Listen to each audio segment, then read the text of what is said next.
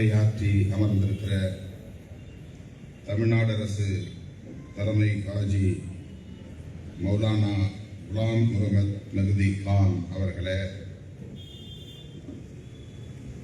இரங்கலுரை ஆற்றி அமர்ந்திருக்கிற இஸ்லாமிய சமூகத்தின் மூத்த தலைவர், முதுபெரும் தலைவர், இந்திய யூனியன் முஸ்லீம் லீக் கட்சியின் தேசிய தலைவர் ஐயா பேராசிரியர் காதர் மைதீன் அவர்களே, இந்திய தேசிய லீக்கின் தலைவர், இஸ்லாமிய சமுதாயத்தின் ஒருங்கிணைப்பாளர் அண்ணன் பஷீர் அகமது அவர்களே, தமுமுக மாநில செயலாளர் வழக்குரைஞர் ஜெயினுல்லா புதீன் அவர்களே, எஸ்டிபிஐ கட்சியின் மாநில துணைத் தலைவர் ஆசா உமர் ஃபாரூக் அவர்களே, அனைத்து இஸ்லாமிய இயக்கங்கள் மற்றும் அரசியல் கட்சிகளின் ஒருங்கிணைப்பாளர் மதிப்பிற்குரிய முகமது மன்சூர் காஷிஃபி அவர்களே, இந்நிகழ்வை ஒருங்கிணைத்துக் கொண்டிருக்கிற சைதை சாதிக் அவர்களே, உடன் வருகை தந்திருக்கிற அப்துல் ரஹ்மான் அவர்களே, திரளாக கூடியிருக்கிற இஸ்லாமிய சொந்தங்களே, உங்கள் அனைவருக்கும் எனது பணிவார்ந்த வணக்கத்தை தெரிவித்துக் கொள்கிறேன். மறைந்த தலைவர் தியாகி காமினி அவர்களுக்கு விடுதலை சிறுத்தைகள் கட்சியின் சார்பில் எனது செம்மாந்த வீர வணக்கத்தை செலுத்துகிறேன். அவர் படுகொலை செய்யப்பட்டார் என்ற தகவல் அறிந்ததும் நான் மிகவும் அதிர்ச்சி அடைந்தேன். என்ன செய்வதென்று அறியாமல் திகைத்துக் கொண்டிருந்தேன். அண்ணன் பஷீர் அகமது அவர்களிடமிருந்து ஒரு அழைப்பு வந்தது. அண்ணா சாலையில், பீட்டர் சாலையில் ஒரு மறியல் போர் தொடங்கி இருக்கிறது, எங்கே இருக்கிறீர்கள் என்று கேட்டார். சென்னையில் தான் இருக்கிறேன், உடனே வருகிறேன் என்று நான் கிளம்பி அந்த ஆர்ப்பாட்டத்தில், மறியலில், அந்த பேரணியில் கலந்து கொண்டேன். ஈராக் அதிபர் சதாம் ஹுசேன் படுகொலை செய்யப்பட்ட போதும் உடனடியாக இந்த அண்ணா சாலையில் இஸ்லாமிய தோழர்களோடு கண்டன போராட்டத்தில் நான் பங்கேற்றது அப்போது நினைவுக்கு வந்தது. திருமாவளவனுக்கும் இதற்கும் என்ன சம்பந்தம் என்று சமூக வலைத்தளங்களில் கேலியும் கிண்டலும் செய்கிற போக்கு இருக்கிறது. இஸ்லாமியர்களுக்கு ஒரு பிரச்சனை என்றால் இஸ்லாமியர்கள் தான் போராட வேண்டும், தலித்துகளுக்கு பிரச்சனை என்றால் தலித்துகள் தான் போராட வேண்டும் என்றே சிந்தித்து பழக்கப்பட்டு போன அந்த சக்திகளுக்கு இஸ்லாமியர்களின் வாழ்வுரிமைகளுக்காக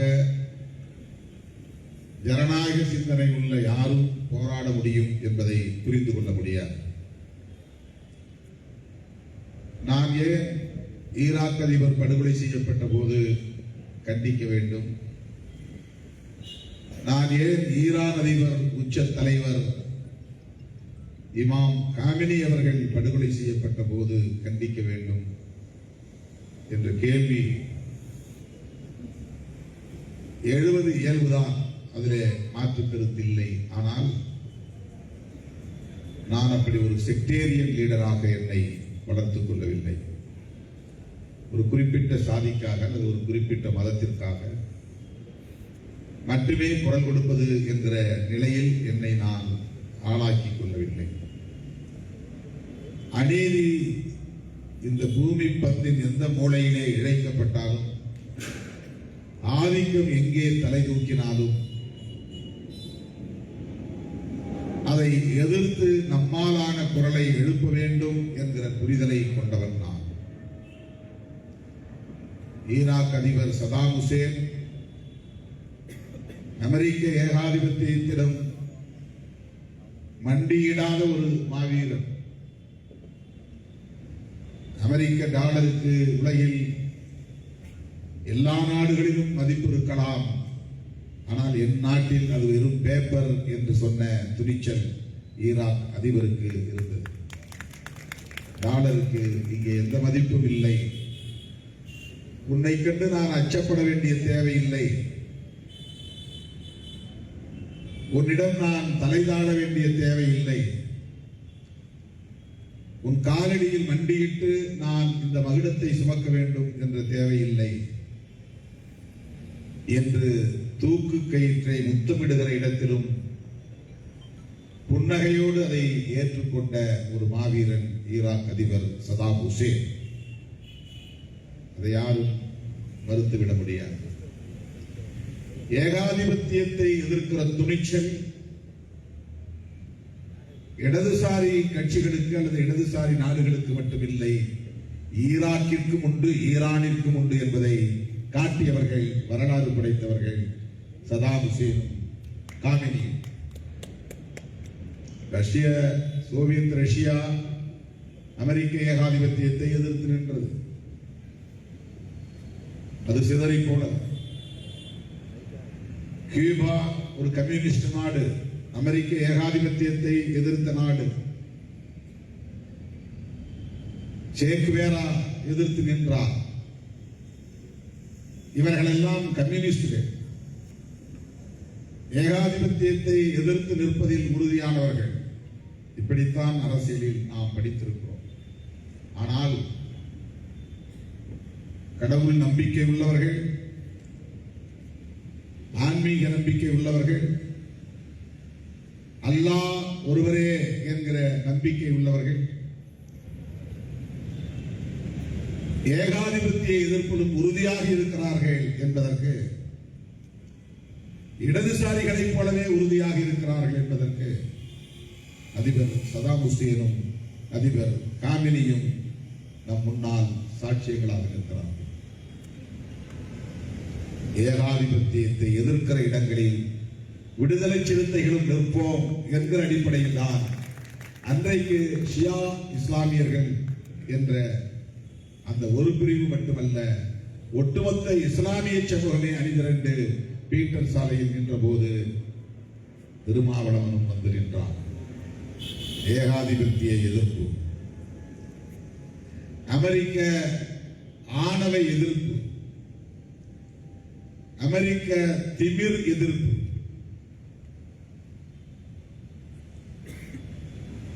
எல்லா நாடுகளிலும் தலையீடு செய்வது, உள் விவகாரங்களில் தலையீடு செய்வது, ஒவ்வொரு நாட்டிலும் தனக்கான ராணுவ தளவாடங்களை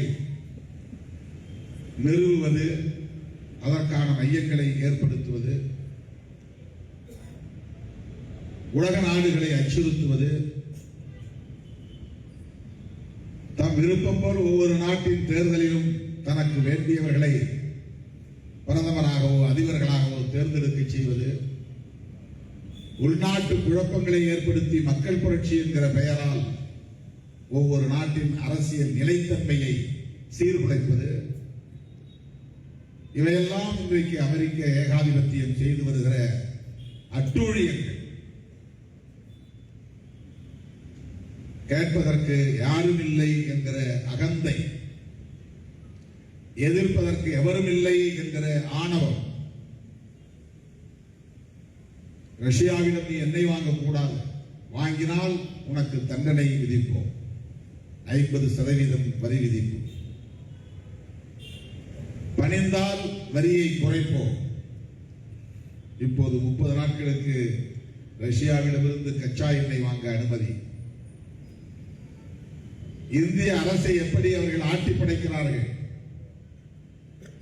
அமெரிக்க ஏகாதிபத்தியத்தை எதிர்க்கிற துணிச்சல் இந்தியாவுக்கு இல்லையே, இந்திய பிரதமருக்கு இல்லையே என்று எண்ணுகிற போது நமக்கே வேதனை மிஞ்சுகிறது. அவன் யார்? எந்த நாட்டில் நாம் கச்சா எண்ணெயை இறக்குமதி செய்வது என்று முடிவு செய்ய, எந்த நாட்டோடு நாம் வர்த்தக ஒப்பந்தங்களை செய்து கொள்ள வேண்டும் என்று தீர்மானிக்க, உனக்கு என்ன அதிகாரம் என்று கேட்கிற துணிச்சல் நமக்கு இல்லை. அதிபர் காமெனிக்கு இருக்கிறது, அதிபர் சதாம் ஹுசேனுக்கு இருந்தது. இதுதான் பிரச்சனை. ஏகாதிபத்திய எதிர்ப்பில் உறுதியாக இருந்தவர் இமாம் அயாத்துல்லா அலி காமின். இது முதல் காரணம். இரண்டாவது காரணம், அவர் பாலஸ்தீனத்திற்கு ஆதரவாக இஸ்ரேலை தம்முடைய பிறவி எதிரியாகவே அணுகினார் என்பது. பாலஸ்தீனம்தான் இந்த உலக வரைபடத்தில் இருக்க வேண்டிய ஒரு நிலப்பரப்பு, இஸ்ரேல் அல்ல. அதை இறுதி மூச்சு வரையில் எதிர்ப்போம் என்பதில் அவர் உறுதியாக இருந்தார். அந்த நிலைப்பாட்டின் அடிப்படையில் அவர் இஸ்ரேலுக்கு எதிரான ஆயுதம் தாங்கிய குழுக்களை ஆதரித்தார் என்பது அவர் மீதான குற்றச்சாட்டுகளுக்கு உண்டு. ஹமாஸை ஆதரித்தார், ஹெஸ்புல்லாவை ஆதரித்தார், உஸ்தி அமைப்பை ஆதரித்தார்,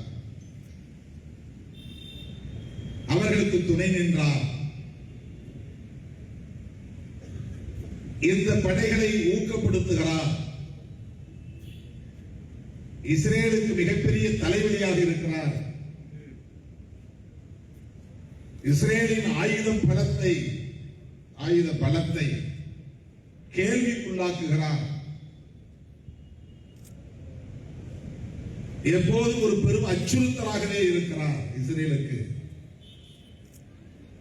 ஆக அமெரிக்காவுக்கு எப்படி அவர் அச்சுறுத்தலாக இருக்கிறாரோ அதை போல இஸ்ரேலுக்கு அவர் அச்சுறுத்தலாக இருக்கிறார் என்பதுதான் இரண்டாவது காரணம். மூன்றாவது அவர்கள் சொல்லுகிற காரணம், ஈரான் அணு ஆயுதங்களை தயாரிக்கிறது, அதை தடுக்க வேண்டும். ஈரான் அணு ஆயுதங்களை தயாரித்தால் அது உலக அழிவில் கொண்டு போய் நிறுத்தும். எனவே இஸ்ரேலை பாதுகாப்பது மட்டுமல்ல, உலக நாடுகளையே பாதுகாக்க வேண்டும். அதனால் ஈரான் மீது நாங்கள் இந்த தாக்குதலை நடத்துகிறோம். ஈரான் அப்படி அணுகுண்டுகளை தயாரிக்கிறது என்பதற்கு எந்த ஆதாரமும் இல்லை. ஈரான் அதிபரின் மீதும் அதே குற்றச்சாட்டை வைத்தார்கள், படுகொலை செய்தார்கள். துழாவி எல்லா பாதாளங்களையும் ஆராய்ந்து பார்த்தார்கள். எந்த இடத்திலும் அவர்களால் அப்படி ஒரு அணுகுண்டு தயாரிப்புக்கான தளவாடங்களை பார்க்க முடியவில்லை, ஆதாரம் காட்ட முடியவில்லை. அது வெறும் பொய் குற்றச்சாட்டு. மின்சாரம் தயாரிப்பதற்கு எல்லா நாடுகளிலும் யுரேனியம் பயன்படுத்தப்படுகிறது. அணு மின் உலைகள் நிறுவப்படுகின்றன. எந்த நாட்டில் அணு மின் உலை இல்லை? மின் உற்பத்திக்கான தேவையாக அது இருக்கிறது. அட்டாமிக் பவர் பிளான்ட் எந்த நாட்டில் இல்லை? ஈரானில் மட்டும்தானா? இப்படி பொதுமக்களிடையே ஒரு நம்பிக்கையை, ஈரானுக்கு எதிரான கருத்தின் மீதான நம்பிக்கையை ஏற்படுத்துகிறார், ஒரு அவதூறு பரப்புகிறார். நாயை கொல்லுவதற்கு முன்பு அந்த நாய் வெறி நாய் என்று பிரச்சாரம் செய்ய வேண்டும் என்பது போர் உத்திகளில் ஒன்று, ஏகாதிபத்திய சதிகளில் ஒன்று. அப்படி ஈரானை அழிப்பதற்கு அவர்கள் கையாளுகிற உத்திகளில் ஒன்று, அது அணுகுண்டு தயாரிக்கிற முயற்சியில் ஈடுபடுகிறது. அந்த முயற்சியை தடுப்பதற்காக நாங்கள் இந்த நடவடிக்கையை மேற்கொள்கிறோம். இப்படிப்பட்ட இந்த குற்றச்சாட்டுகளை சொல்லுகிறார்கள். நான்காவது, எண்ணெய் வளமிக்க நாடுகளும் ஈரானும் ஒன்று. கச்சா எண்ணெய் உற்பத்தியில் உலக நாடுகளில் முதன்மையான நாடுகளும் ஈரானும் ஒன்று. அந்த வணிகத்தில், வர்த்தகத்தில் அமெரிக்க ஏகாதிபத்தியம் தலையீடு செய்து அதனால் அது மிகப்பெரிய ஆற்றல் வாய்ந்த ஒரு பேரரசாக மாறிவிடக் கூடாது, அதை தடுக்க வேண்டும் என்கிற நோக்கத்தில் தலையீடு செய்கிறார்கள் என்கிற கருத்து இன்னும். இவையெல்லாம் காரணங்கள், இவை அனைத்தும் காரணங்கள். ஆனால் அடிப்படையில் அவர் அந்த ஏகாதிபத்தியத்திற்கு மண்டியிடாத துணிச்சல் வாய்ந்த ஒரு பேராளுமை என்பதுதான் மிக முக்கியமான காரணம். இதைத்தான் நாம் புரிந்து கொள்ள வேண்டும். இந்த அடிப்படையில் தான் நாம் இமாம் காமினி அவர்களின் நிலைப்பாட்டை புரிந்து கொள்ள வேண்டும், அணுக வேண்டும். என்ன வேண்டுமானாலும் செய்ய முடியும், எந்த நாட்டுக்குள்ளும் என்னால் ஊடுருவ முடியும், வீட்டுக்குள்ளே புகுந்து அவனை அழித்தொழிக்க முடியும் என்கிற அளவுக்கு இந்தியாவிலே இன்றைக்கு மதவெறி பிடித்த பாசிஸ்டுகள் இடதுசாரிகளை வீட்டுக்குள்ளே புகுந்து துப்பாக்கியால் சுடுகிற பாசிசத்தை நாம் பார்க்கிறோம். கௌரி லங்கேஷை அப்படித்தான் சுட்டுக் கொன்றார்கள். பேராசிரியர்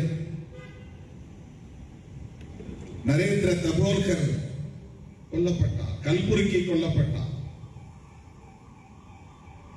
வீடு புகுந்து தாக்கி படுகொலை செய்தார்கள். கேட்பதற்கு நாவி. ஒரு நாட்டுக்குள்ளே இப்படி மதவெறி பிடித்த பாசிஸ்டுகள் ஆயுதம் ஏந்தி சுதந்திரமாக ஒருவன் வீட்டுக்குள்ளேயே புகுந்து படுகொலை செய்ய முடியும் என்கிற நிலை இங்கே தலைவிரித்தாடுகிறது. அதைத்தான் இன்றைக்கு அமெரிக்கா ஏகாதிபத்தியம் சர்வதேச தாதாவாக மாறி உலகத்தின் எந்த நாட்டுக்குள்ளும் என்னால் தலையிட முடியும், எந்த அதிபரையும் கொள்ள முடியும் என்ற நிலைப்பாட்டை எடுத்திருக்கிறது. இது உலக நாடுகளுக்கே மிகப்பெரிய தலைக்குடி, வெட்கக்கேடு. நீ உன்னுடைய அடுத்த சுப்ரீம் லீடரை தேர்ந்தெடுக்க முடியாது, நான் தான் தேர்ந்தெடுப்பேன் என்று சொல்லுகிறார். இது எவ்வளவு பெரிய ஆணவம், இது எவ்வளவு பெரிய நெஞ்சு அழுத்தம் இது. ஈரான் மக்கள் தங்களுக்கான சுப்ரீம் லீடர் யார் என்பதை தேர்ந்தெடுக்கிற உரிமை பெற்றவர்கள். ஆனால் உன்னுடைய சுப்ரீம் லீடர் யார் என்பதை நான் தான் தீர்மானிப்பேன். இது எப்படி ஒரு ஜனநாயகமாகும்? இது எவ்வளவு பெரிய அடாவடி அரசியல் போக்கு. இதை கண்டிப்பதற்கு உலகத்தில் நாடுகள் இல்லையா என்ற ஏக்கம் நமக்கு உருவாகும். எப்படி நீ இப்படி சொல்லலாம் என்று சொல்லுவதற்கு ஒரு ஆள் இல்லை. எனவே அவன் எவ்வளவு பெரிய சக்தி படைத்தவனாக இருந்தாலும் அவன் செய்த செயல் ஜனநாயக விரோத செயல் என்கிற போது நாம் காமினியின் பக்கம் தான் நிற்க வேண்டும். இமாம் அலி காமினியின் பக்கம் தான் நிற்க வேண்டும். இந்த கருத்தை மக்களிடத்திலே கொண்டு போய் சேர்ப்பது நம்மை போன்றவர்களின் கடமை. தோழர்கள் சொன்னார்கள், சாதிக் சொன்னார்,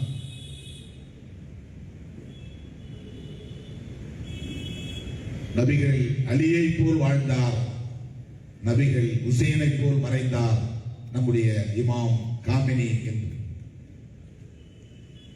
நபிகள் நாயகத்தின் குடும்ப வாரிசுகளான அவர்கள் இந்த மக்களின் நலன்களுக்காக, இஸ்லாமிய சமூகத்தினரின் நலன்களுக்காக இப்படிப்பட்ட பல கொடூரங்களை, வன்முறைகளை, வன்கொடுமைகளை, படுகொலைகளை காலம் காலமாக சந்தித்து வந்திருக்கிறார்கள்.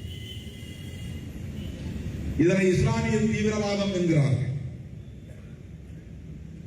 இதனையும் அடிப்படைவாதம் என்கிறார்கள். பின் லேடனை உருவாக்கியது இஸ்லாமிய சமூகம் இல்லை, அமெரிக்க ஏகாதிபத்தியம். பின் லேடனின் நடவடிக்கைகளுக்கும் இஸ்லாத்துக்கும் எந்த சம்பந்தமும் இல்லை. அது அமெரிக்க ஏகாதிபத்தியத்தின் விளைச்சல்.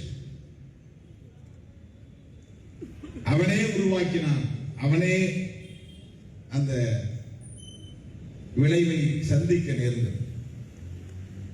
இஸ்லாம் மார்க்கம் அப்படி யாரையும் உருவாக்கவில்லை. அது சகோதரத்துவத்தை தழைக்க செய்திருக்கிறது, அன்பை போதிக்கிறது.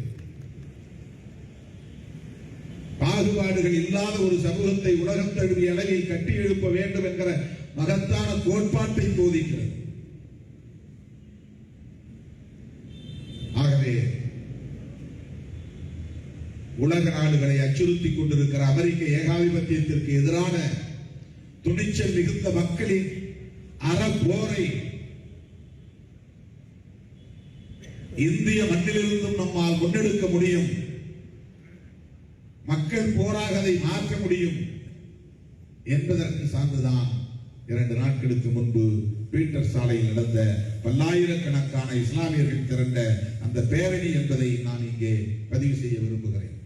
அத்தகைய களத்தில் ஜனநாயகத்தை, நீதியை பாதுகாக்கிற களத்தில் என்றென்றும் உங்களோடு உற்ற துணையாக விடுதலை சிறுத்தைகள் நிற்போம் என்பதை சொல்லி வாய்ப்புக்கு நன்றி கூறி அலி காமினி